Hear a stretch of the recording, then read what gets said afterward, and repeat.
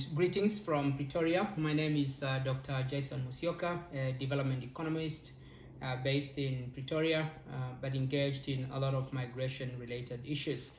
Myself, being a diaspora, I have been in South Africa for more than 20 years, and I know that there are a lot of other Kenyans here in South Africa, but certainly in the rest of the continent and around the world, who are equally concerned around how the diaspora is engaged and managed from Nairobi. So I'd like to talk briefly around the current diaspora policy, which is the one being launched, and the context to it. Firstly, it comes on the backdrop of the 2014 Kenya diaspora policy, which was a very ambitious initiative, very welcome and very progressive. Really looked at a wide range of issues and targets that it sought to achieve. Most importantly, questions that related to humanitarian efforts of the administration or government itself on the Kenyans in the diaspora.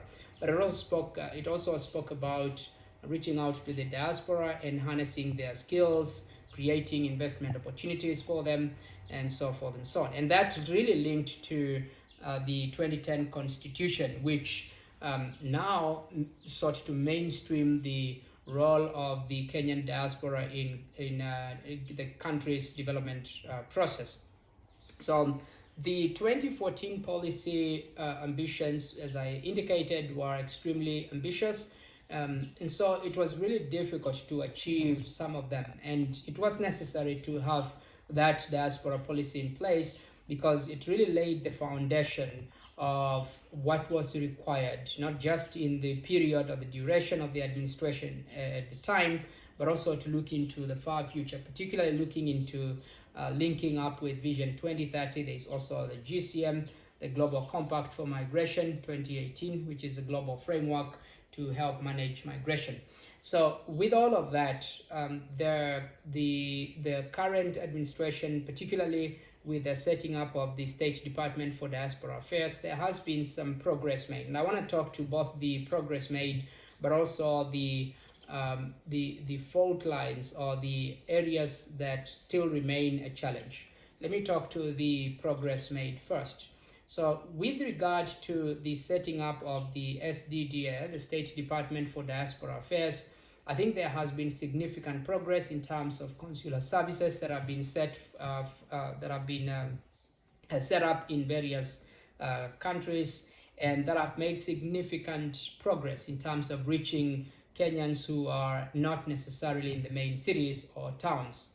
Here in South Africa, certainly being the case, but also I know in the US and several other countries that the State Department has rolled out the mobile consular services. So that is really one of the milestones that has been achieved, which was in the 2014 policy, of course, but it was never implemented in any effective way at the time. So it's been carried forward into the current administration, but it has been meaningfully implemented in my assessment. And then, of course, secondly, it's the engagement. There has been significant engagement of the diaspora by the government through the State Department for Diaspora Affairs. And I think that is another indicator of progress made, which was also an initiative of the 2014 policy.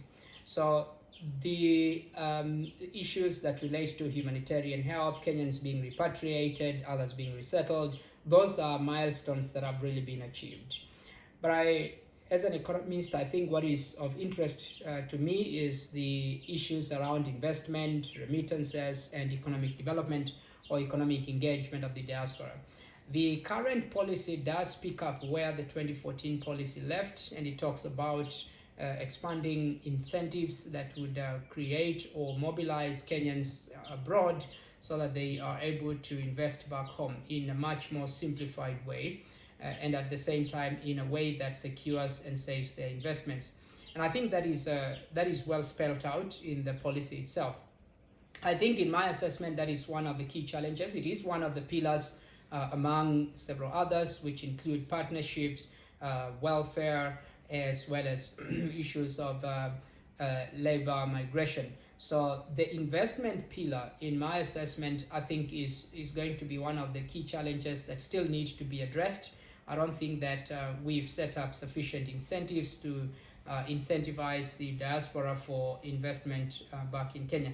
Kenyans have been investing back home without incentives. And with that, I think it's important to note that if that has been the case, and with investments from the diaspora growing significantly, being among the leading really in sub-Saharan Africa, if we had incentives that are in place and that need to that could be progressive, I think that would go a long way. The simplification of the process, elimination of extreme costs of remittances. But economic development is not just about remittances. It is also about skills, harnessing skills of the diaspora themselves and ensuring that such skills are in fact useful back in Kenya. It doesn't mean that the Kenyans in diaspora move back home, but it can mean that engaging and making use of the diaspora skills abroad, which are really at the country's disposal. And a lot of Kenyans who are in doing a lot of things in both the private sector, public sector, and so on, international spaces and so on. I think that needs to be harnessed in a much more progressive way.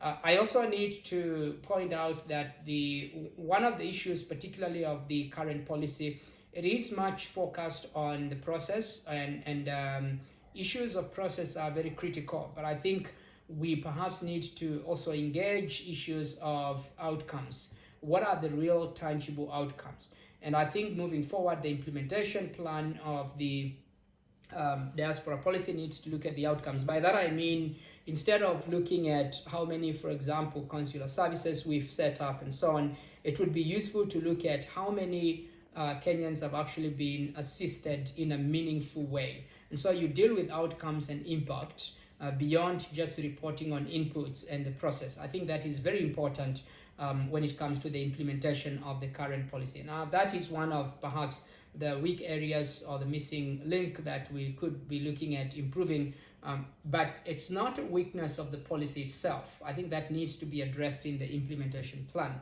And then lastly, I think the question of labor migration is very important. But I do think that the bias is largely on the low-skilled labor. I think that the government or the policy, perhaps, or the implementation plan could look at balancing that.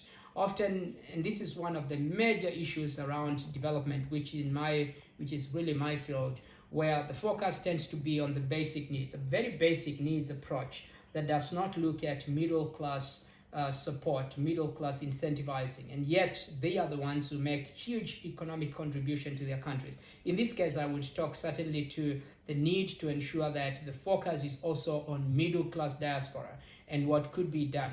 And this is where a lot of the middle-class diaspora don't really need much of the humanitarian help that is very critical for the low-skilled and those who are on the periphery and the informal sector, particularly in the diaspora. But middle-class diaspora, there really are a huge potential that lies there that need to be focused on, which I do not think that has been given sufficient attention, but that could be given attention in the implementation plan. So I do recommend that and endorse the policy.